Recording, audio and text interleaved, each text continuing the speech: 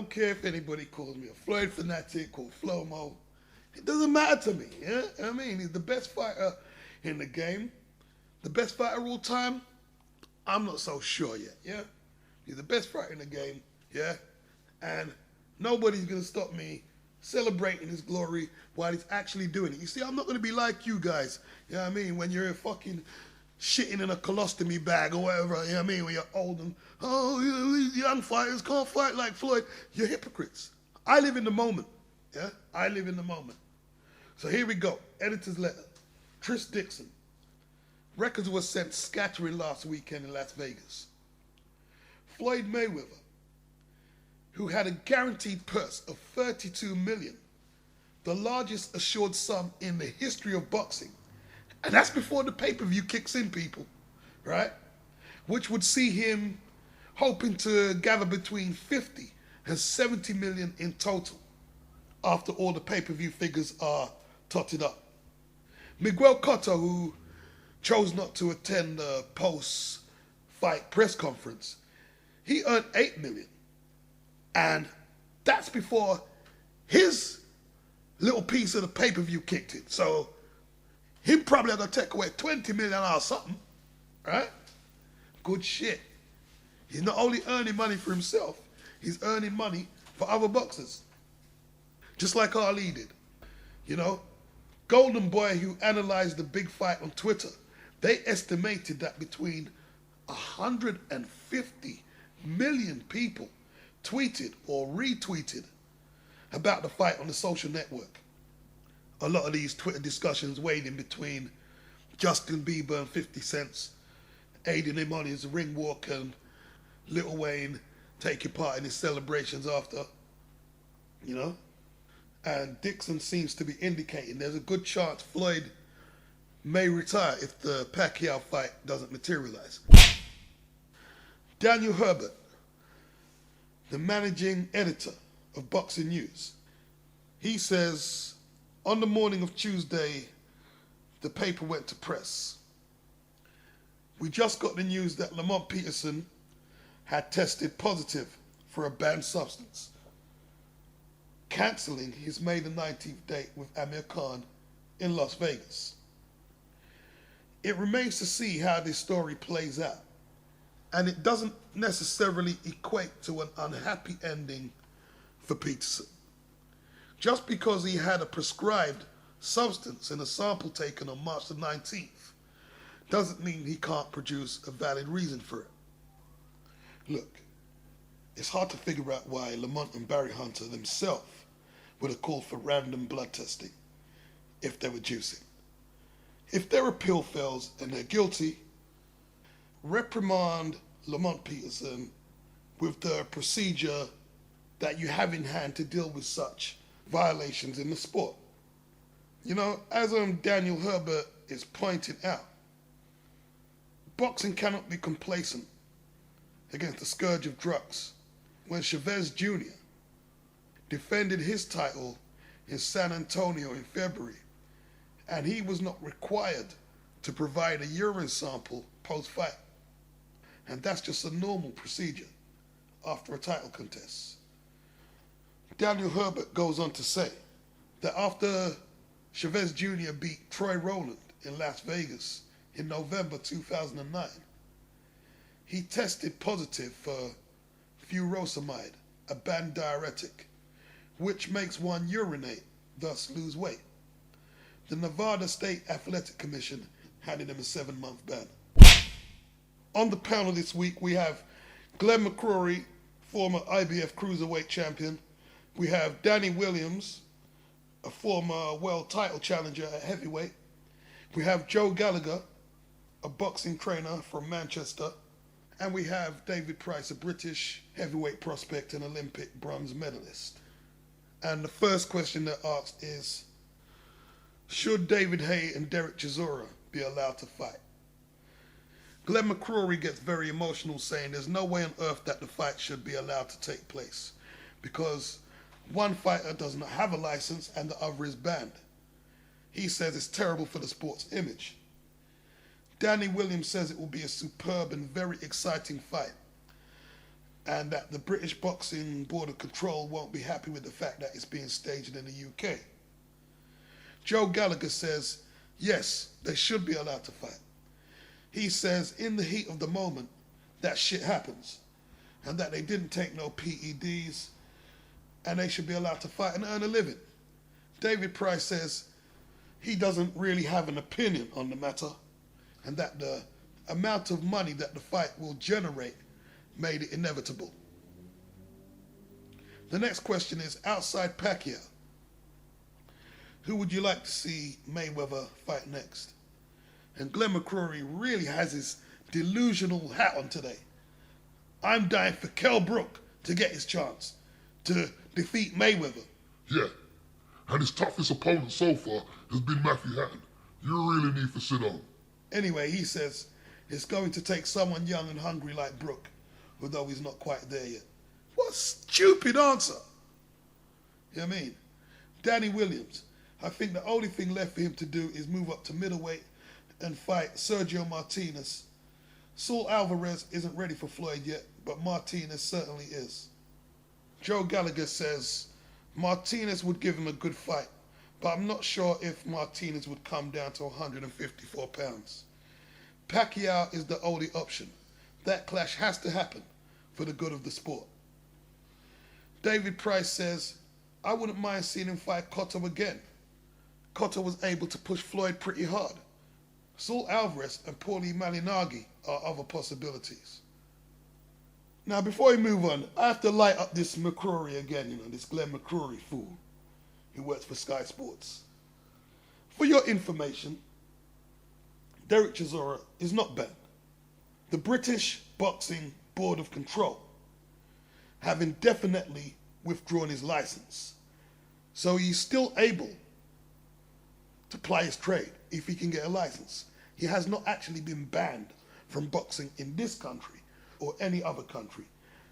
And David Haye is not the first British fighter, even in recent years, to apply for a boxing license from another country. In this case, that will be Luxembourg. So get your facts straight. And while I'm going, let's light up Barry Hearn too, because he's been screaming for this fight to get banned too. Didn't Barry Hearn promote Errol Graham's challenge for the middleweight title against Julian Jackson in the early 90s? Yeah? And amongst the trade, it was a common known fact that Julian Jackson was literally blind in one eye. He was legally blind in one eye, yeah? And somehow, Julian Jackson was able to fake his way through any eye tests he was made to take. The British Board of Control was not going to sanction the fight with the knowledge of how bad his sight was, yeah? There's no way. So what did Barry Hearn do? Barry Hearn, he moves the fight to Spain, where he must have had some connects or the testing regimen isn't very stringent.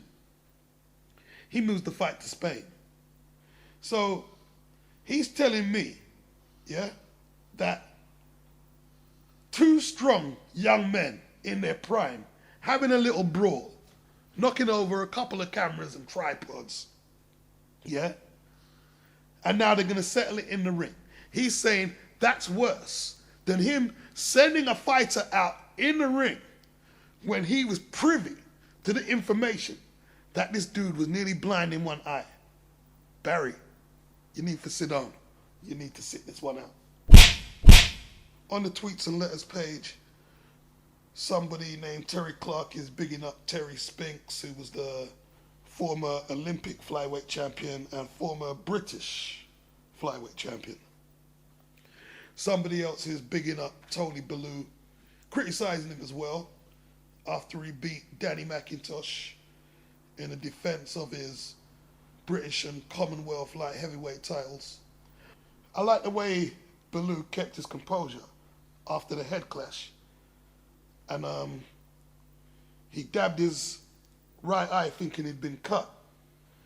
And McIntosh, he charged in recklessly, trying to take advantage of the situation But Bellew countered him with a right hand, and it was a really nice punch, good punch, and he took him out. You got knocked the fuck out, man! Give me my goddamn money. Somebody else is complaining about the matchmaking on the British professional boxing circuit. Another person writes in and he's impressed with Mitchell Roberts and Sean Hewlett, two amateur boxers who faced each other recently, and he's impressed with them. Someone else is talking about the Dixon brothers from the northeast in Newcastle and Sunderland, and he's impressed with them. He says they can be the first two brothers to hold British titles simultaneously since George and John Feeney in the 80s. Now, the readers' poll, you can join the readers' poll at www.boxingnewsonline.net or facebook.com/boxingnewsonline. And they're polling to ask if Chisora and Hayes should be allowed to happen. 56% say yes, thank God, and 44% say no. There's a Asian fighter in the UK. I believe he holds the British title, and he comes from Sheffield, I believe.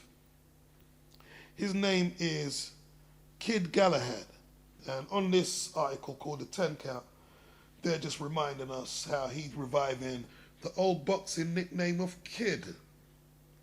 Because back in the days, especially in the 60s and beyond, there was a lot of boxers named Kid, so they've compiled a list of the great fighters and the popular fighters who carried that name.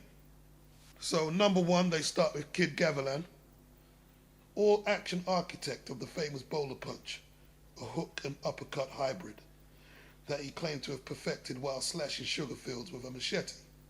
Just 27 of his 107 victories came inside the distance, but he was rarely in a dull fight. Number two, Kid Chocolate, touted as a future world champion when he arrived in New York in the year of 1928. The Cuban Bon Bon became the first from that island to rule the globe when he beat super featherweight boss Benny Bates 3 years later. Number three, Ted Kid Lewis. The great Lewis had 48 bouts in 1911, and before he turned 19, he clocked up well over 100 bouts. Whatever people may say, they certainly don't make them like they used to. Number four, Jack Kid Berg. The Whitechapel Whirlwind returned to London in 1930 after making his name in America. He claimed the World Junior Welterweight crown. His success apparently came after the pre-fight intervention of Lord Lonsdale, who declared the title didn't exist. I don't get that one. I have to look into that story. I'm not quite sure what that meant. Lord Lonsdale, obviously that's who the Lonsdale belt was named after. But I just don't understand the story. I'll look into it, and I might even do a little video on that. Number five, Hogan Kid Bassi, the first Nigerian-born fighter to win a world title when he claimed the featherweight crown after Sandy Sadler retired in 1957. He held it for 2 years before his manager George Biddles pulled him out of a stirring defense against Davey Moore after 13 rounds. Number six, Cocoa Kid, or Coco Kid. I'll go with Cocoa. He was a member of the Murderers Row, a group of African-American fighters who was forced to compete with each other because they was being ignored by the so-called world champions of that day. Kid, who campaigned in the 1930s and 40s, was world ranked at light welter and middleweight. Yeah, Murderers Row. 7. Charles Kid McCoy. Before 1903, anyone who weighed more than 158 pounds was deemed as a heavyweight. Wow. That will change when Jack Root battered McCoy to claim the first light heavyweight crown. Number 8. Benny Kid Parrott. Parrott's March 1962 demise marked a dark chapter in boxing history when, in front of a live television audience, he was pummeled into a 12th round KO defeat by Emil Griffiths. After a sickening volley of punches, Parrott slumped to the deck and never regained consciousness. That is one of the most graphic, vicious moments in a boxing ring. And I have to intervene on the story and just throw my 2 cents in. Emil Griffiths was not a big puncher. He was a great fighter. Great fighter, yeah? I think he was only stopped once. Was it Carlos Monzon? I'm not sure. He was only stopped once in a whole heap of bouts. Great fighter. He wasn't a big puncher. And he didn't really go for knockouts. He could have probably scored more knockouts if he wanted to. But some fighters don't have that vicious mentality. But Benny Kid Parrott, by all accounts, was a very flashy individual, cocky, cocksure of himself. You know, he used to dress flashy and he had quite a bit of a mouth with him. And Griffiths had quite a gentle, softish voice. And Benny decided to take this for weakness, which was foolhardy on his behalf. And he must have started called Emil a faggot, a batty boy, and everything there. So, by all accounts, I've seen the finish, I haven't seen the whole fight.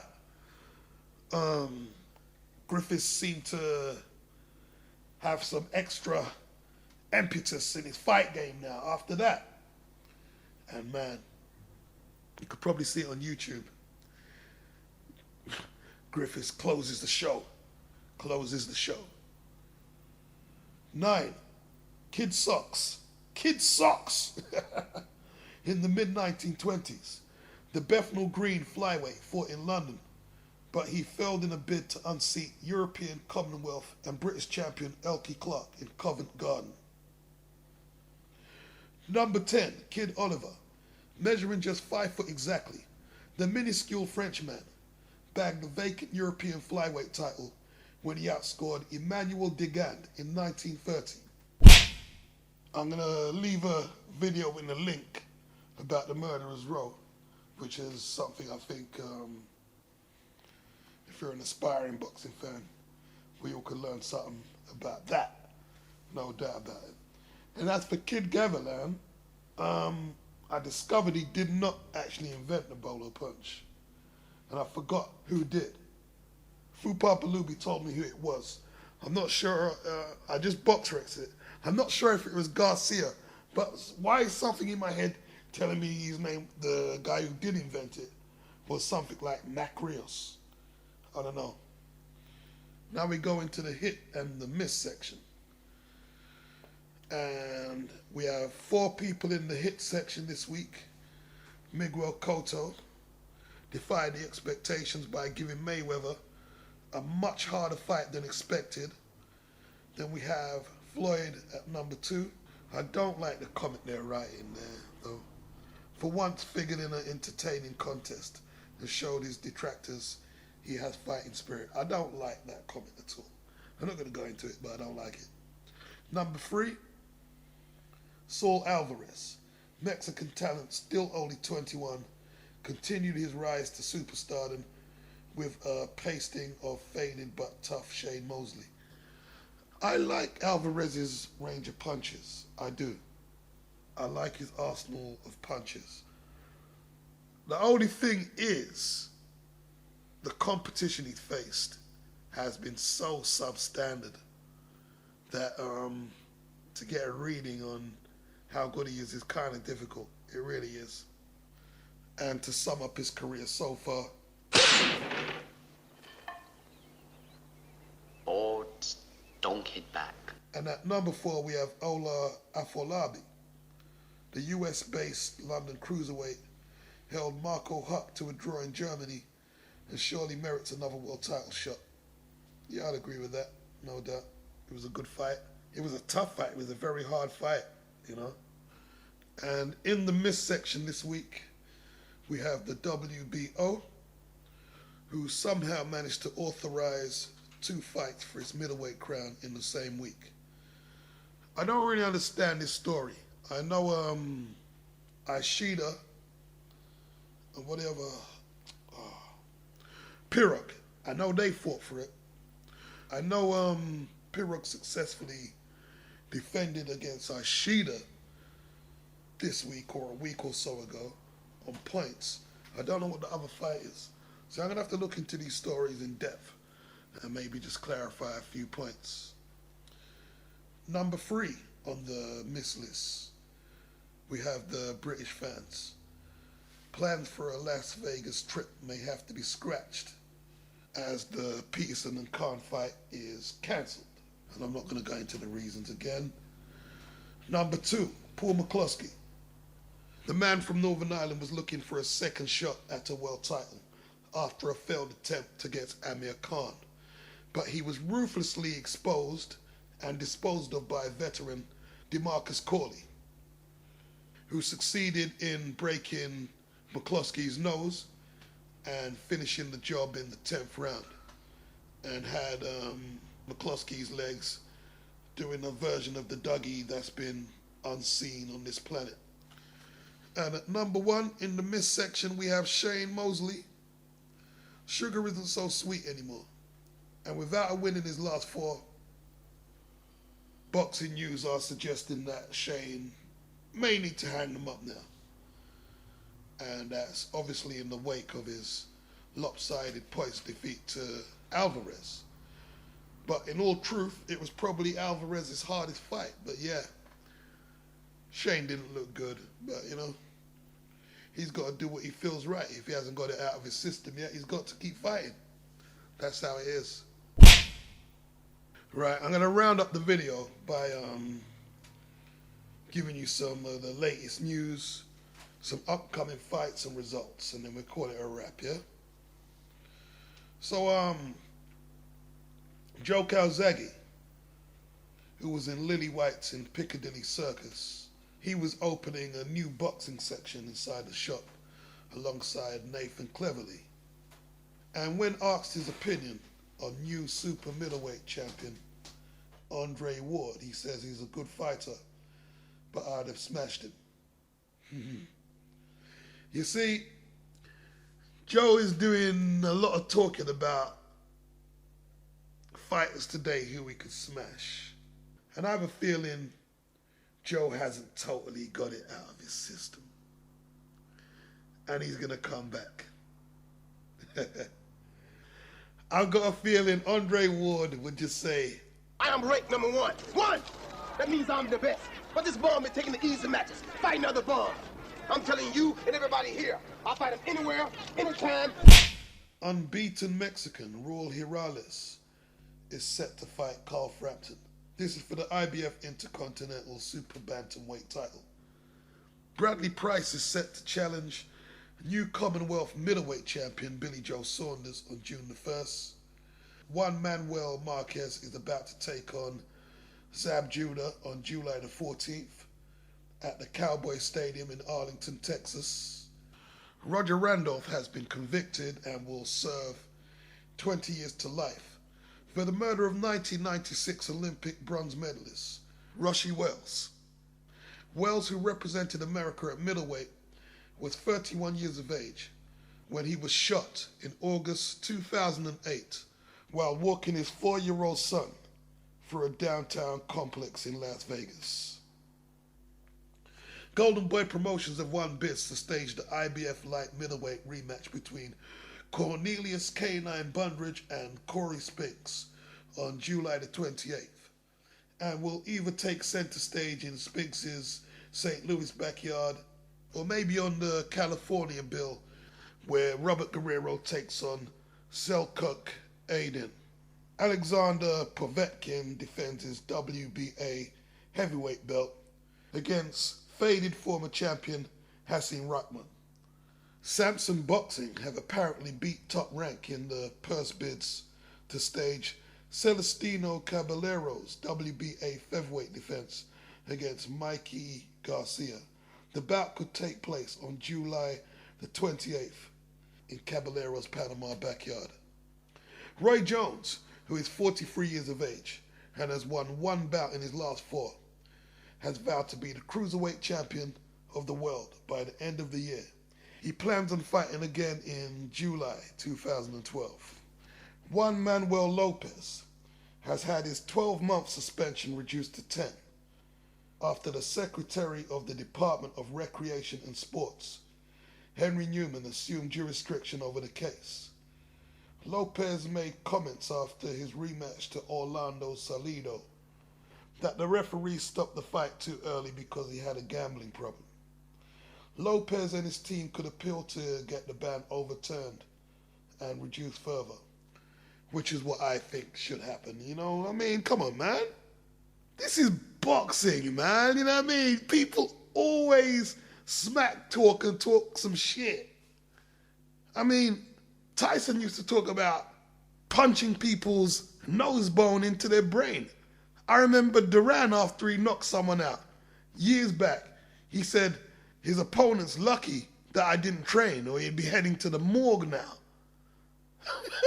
You know what I'm saying? I mean, Lopez just lost a war of attrition in the ring, you know what I mean?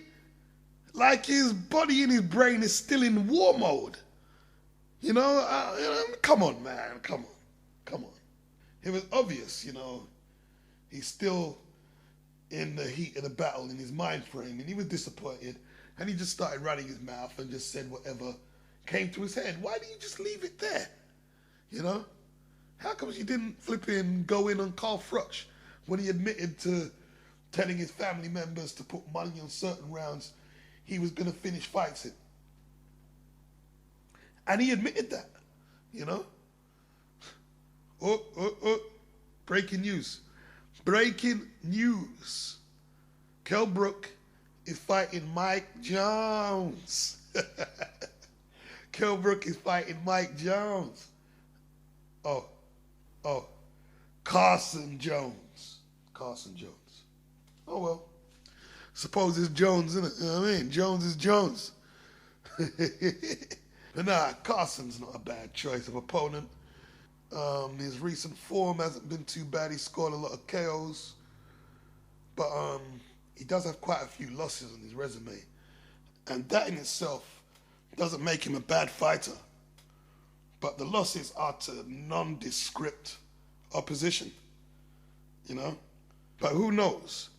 The recent upsurge in form might mean he's a totally different fighter to when he was taking all the L's.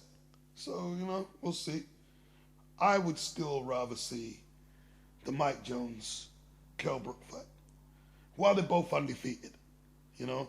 But there's no imaginative matchmaking these days, you know? Because to me, if either of them was to lose and put in a really good performance, they don't lose. They're still in the frame, you know? But I don't know.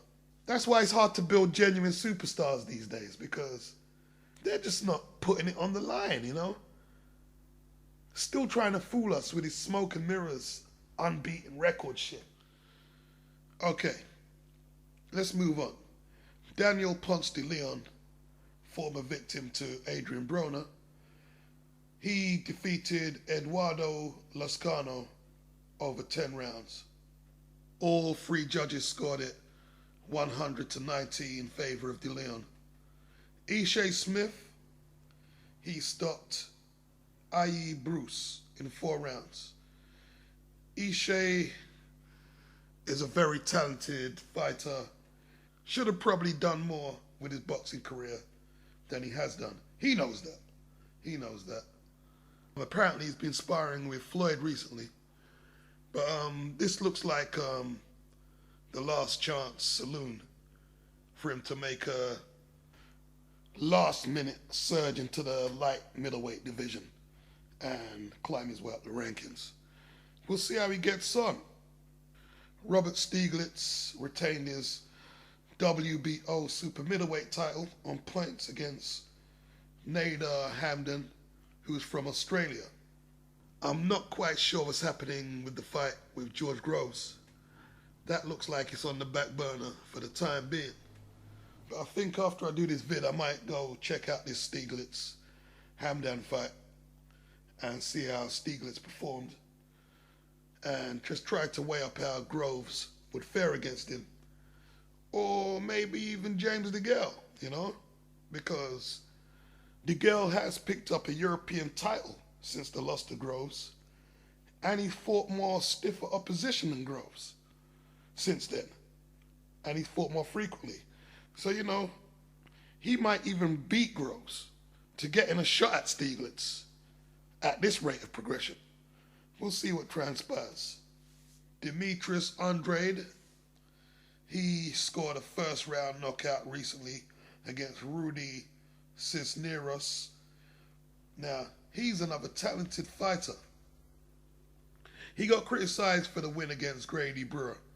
But, Grady really isn't that bad a fighter, And you see, when you're a young fighter, sometimes you just have to come out with a W, and learn from it and move on. And he did that. But at the same time, these one-round knockover jobs, he needs to make sure he doesn't get in the comfort zone fighting opponents at that level. Because the last time I saw a delayed recording of ESPN Fight Nights, he had another tomato can in front of him who he just dusted off with ease. And the only thing that can lead to is complacency, because these opponents ain't fast enough to exploit any mistakes you make. They're not powerful enough. You get comfortable dropping your hands just a fraction, doing things like leading with your right and not jabbing your way in, and it's these small margins, dropping your hand just that fraction that gets you knocked the fuck out. You know what I'm saying? You know what I mean? Because I remember when I was a kid, our sports teacher always used to say, if you play football with kids who are nowhere at your level, they're total crap, eventually you will become crap. You have to up your level, whether that's with the people you're training with or your actual match play competition. Because anything less than that, you are going to stagnate, and there's no way around it. There's just no way around it. So that's the boxing review for 11/05/2012. And this is Boxing Beats and Rhymes saying peace out. Peace.